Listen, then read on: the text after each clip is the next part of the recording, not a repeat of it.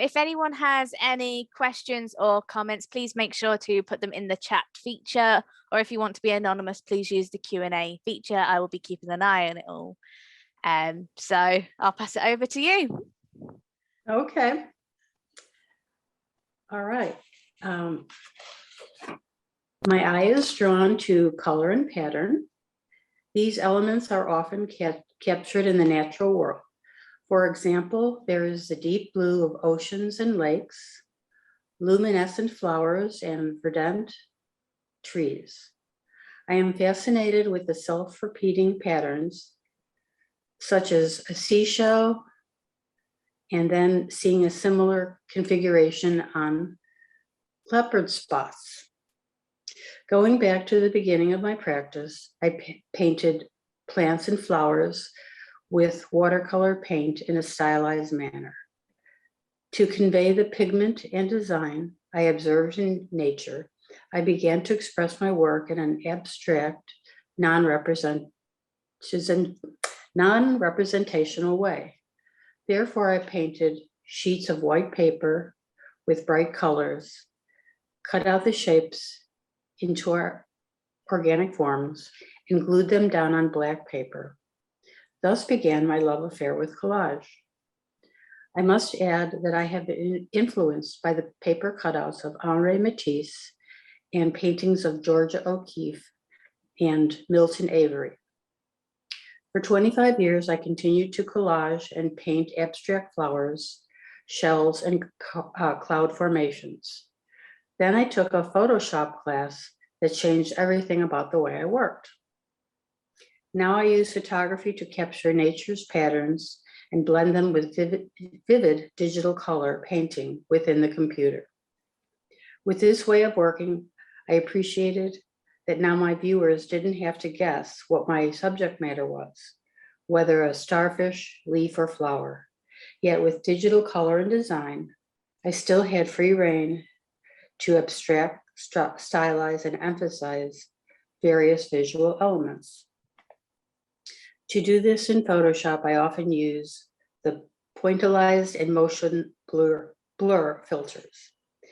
In 2017, my focus shifted from nature's beauty and wonder to the disaster of climate change. This was in reaction to the election of a destructive United States president. Because of my work with organic forms, it was a relatively easy transition. I still attempted to present attractive images, but now with a provocative message as well. I researched melting permafrost, excessive carbon emissions, drought, fire, and migration for this digital collage series. I wrote a blog for each piece. A shortened version can be found on my website. An example of this process is contained in the titling of an image concerning coral reef bleaching. I entitled it Coral Reef.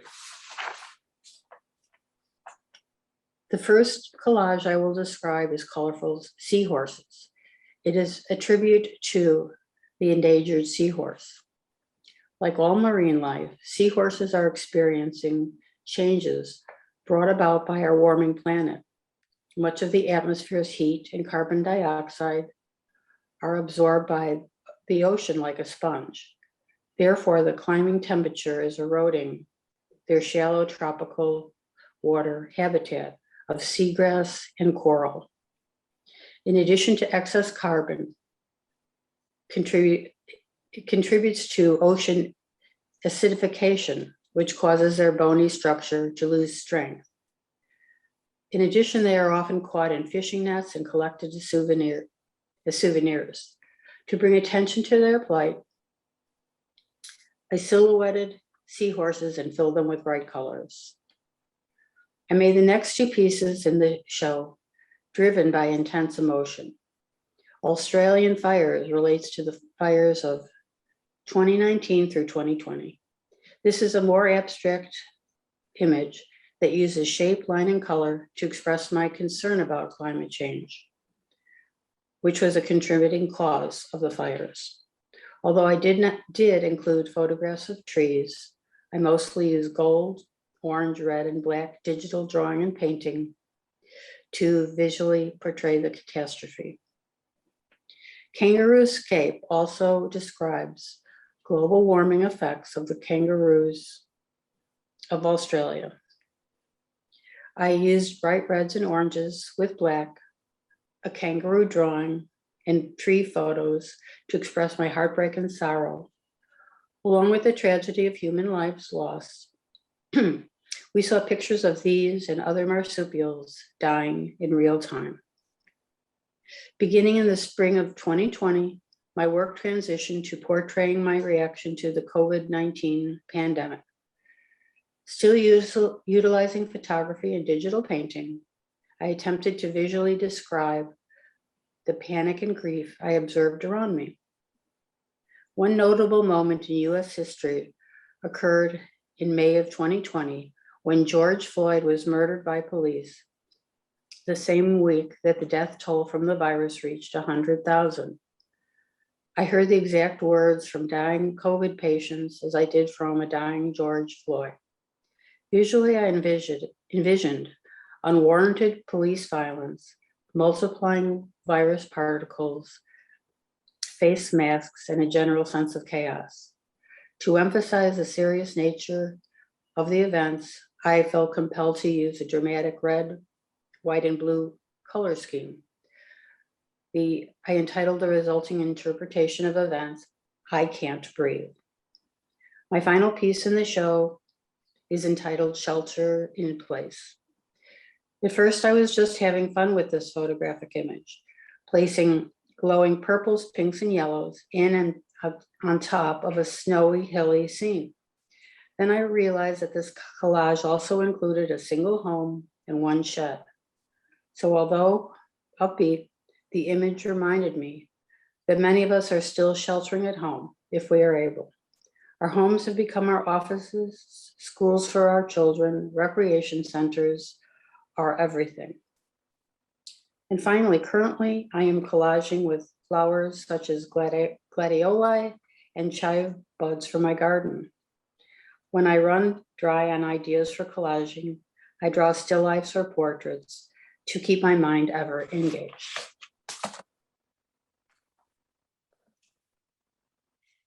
Thank you.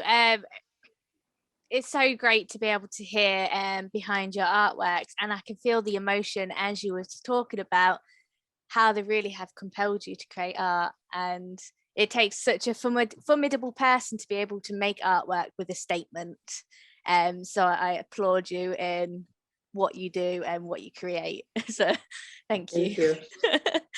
And we've got quite a few questions and really good comments come through whilst she was talking. So one person has wrote, "Beautiful abstract works that hold so much meaning." We've got, "Thank you for sharing how you made your works on Photoshop. They are stunning compositions and it's great to be able to see behind the scenes as it is." And another one is, "It's been absolutely fascinating to be able to hear about your ocean piece, especially since there was articles a couple of weeks ago that the Australian Great Barrier Reef may lose its national heritage status due to global warming." And we've got some great questions such as, "How has COVID changed your practice or the way in which you have been working?" Well, for me, it really didn't change it that much. I still was working at home on the computer. My husband started working at home. A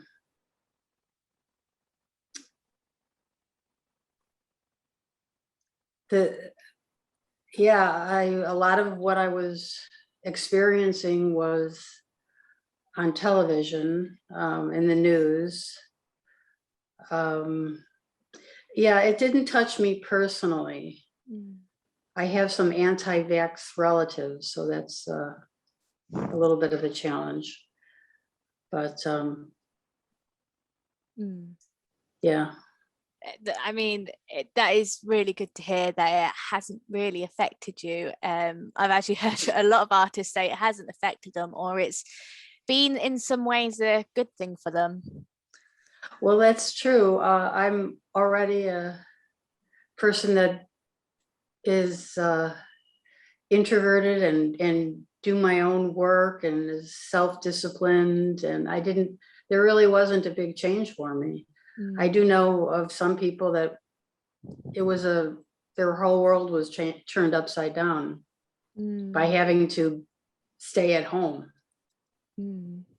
I completely agree. It's such a strange time, and a brilliant time to say, if you haven't got your vaccine, please get it. You do not want it. It's not great.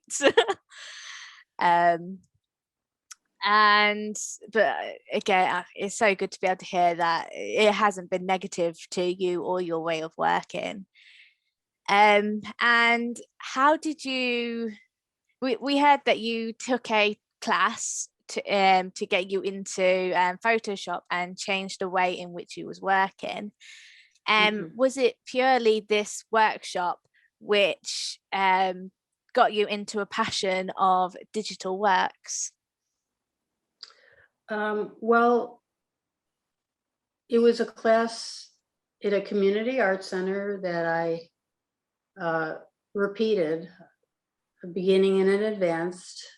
I remember I took it over a period of 2 years, and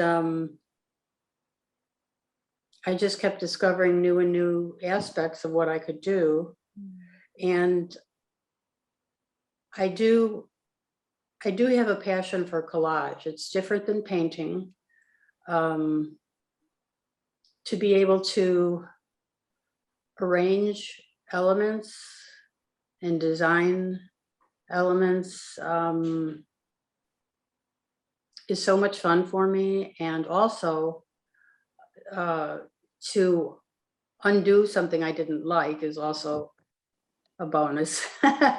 You can't do that with painting. Well, you can to a degree, but with Photoshop, you just go back. And most of the time. And yeah, I started out in fine arts, and then I was in graphic design for some years. And I think the collage kind of brings me back to the designer part of myself. Yeah, I really love just the composition and that's what collaging. I mean, this is collaging without glue. And I just move things around as much as I want to, and work on the composition and bring in I've used some photographs in many, many pieces, like in the colorful seahorses. There's a little bit of water and foam at the bottom of the seahorses. I've used that photo, that's Lake Michigan. I've used that in several different aspects of that photograph in several different collages. So it's endless, the different things that I can do and save and change. And I can take the same, I can take a color and then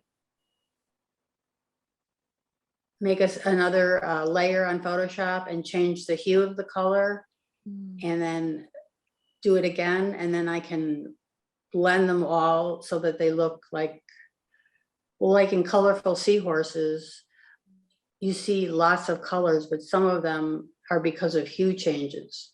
I started out with a colorful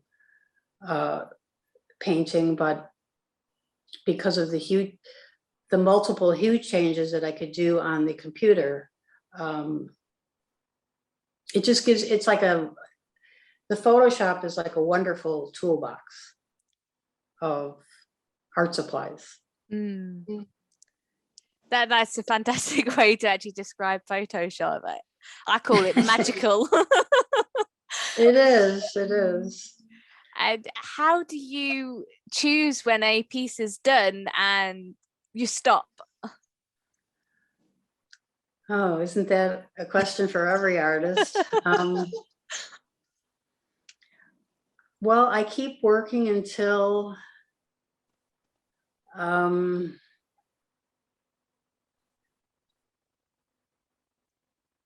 yeah, sometimes if it's not working, I stop and I feel like I've given up, and then sometimes I go back and then I keep working until, okay, I think it's working.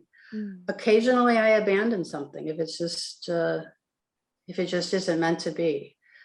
I think at this point, well, I heard one of my art teachers say that you know you're on the right track as an artist when you're your own best self-critic. And I try to be my own self-critic, and I don't consider anything done until I think it's really there. Really good. I that's a good way of working, that is. Mine is usually once I have upset myself, I move on. But I love that idea of being your own self-critic and getting you to a point where you can tell yourself that is it. And another question from the audience is, what photographs do you take? Are they from walks? Do you get them from the internet for your pieces? They're all my own photography. If I used them from the internet or elsewhere, I'd have to give credit. So I'd rather use my own photography.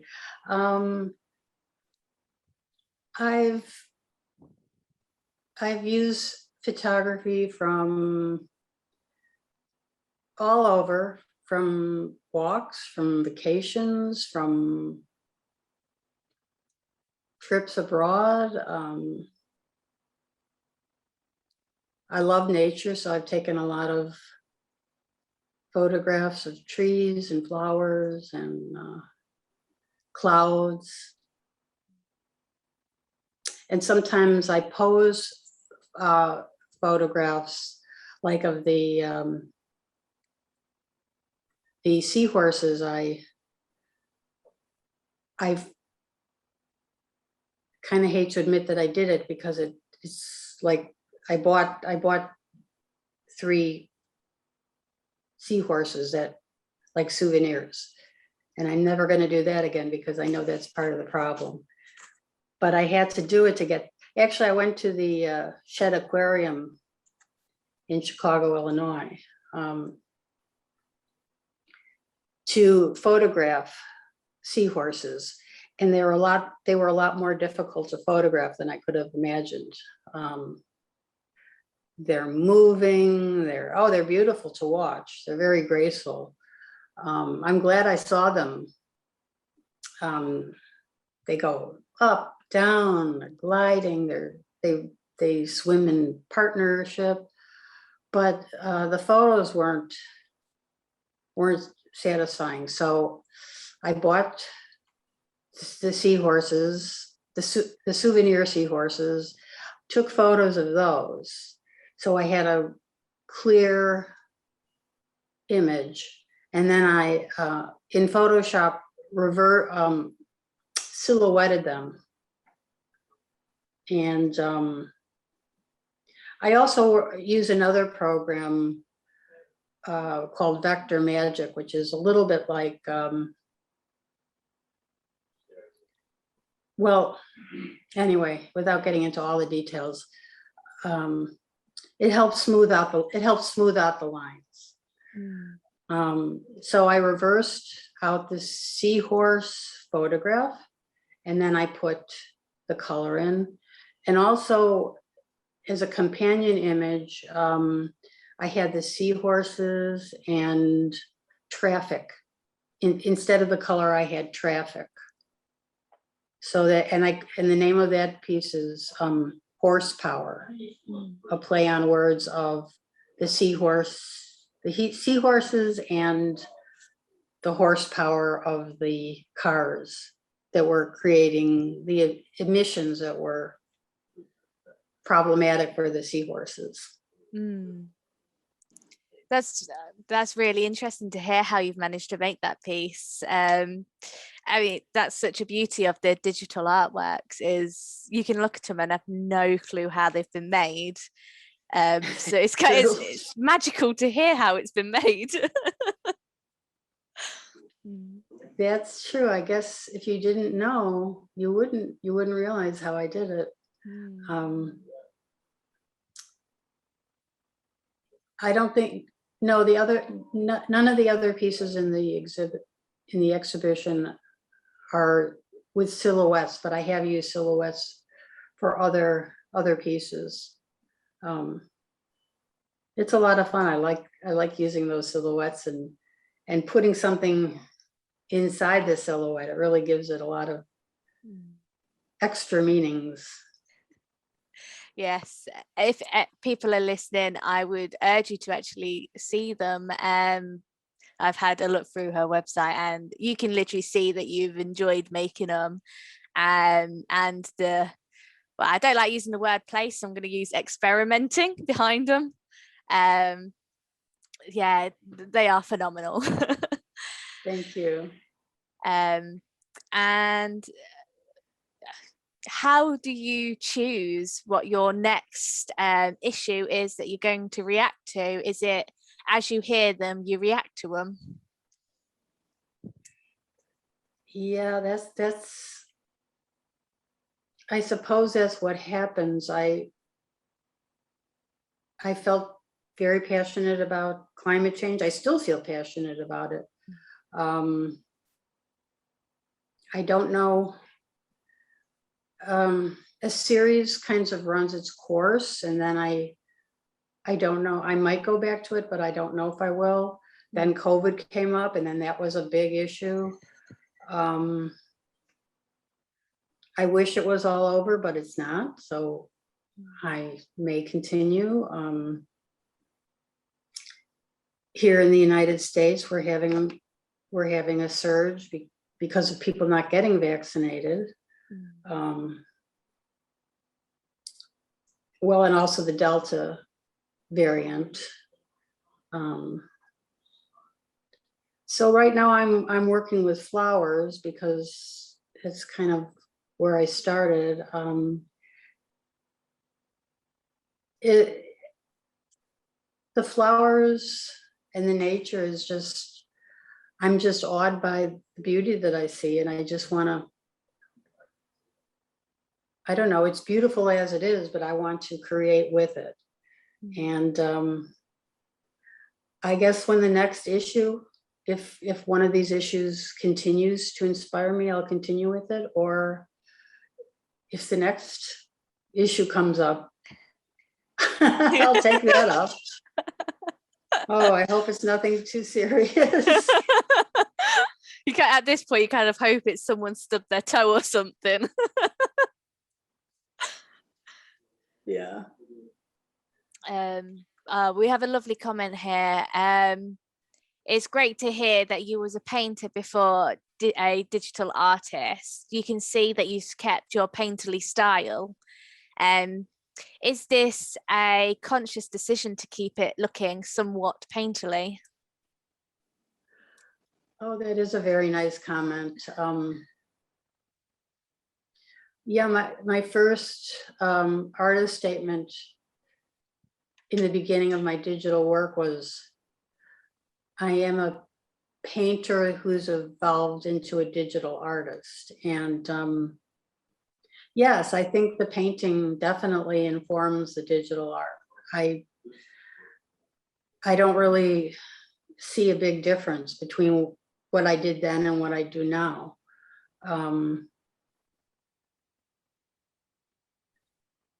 Except for the the extra tools that it gives me. And I know that wouldn't work for everyone. Some people just revel in the paint, in the tech. I was never one to throw on thick globs of paint. And okay, I'm not putting that quite right, but I was in a critique group and they were always saying, why don't you add some more thickness and give it some more body?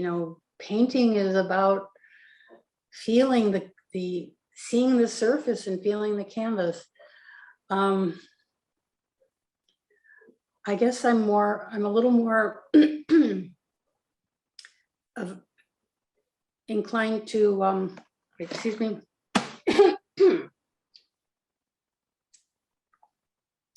I'm a little more of a designer than, and so the Photoshop and collaging just kind of match my style. But yes, the painterly quality is, I don't think it's just, I didn't do it on purpose, but it's there.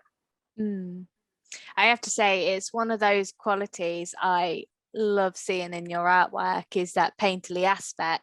There's something just so wonderful in the actual how you've done it, and it makes me quite happy to be able to see it, if I'm honest. And I think there's time for one last question. You have such a passion in the way that you are speaking about your artwork. How did you get into art, and what was that poignant moment where you decided, I'm going to be an artist? Well, I've always been drawing and making things since I was a little girl.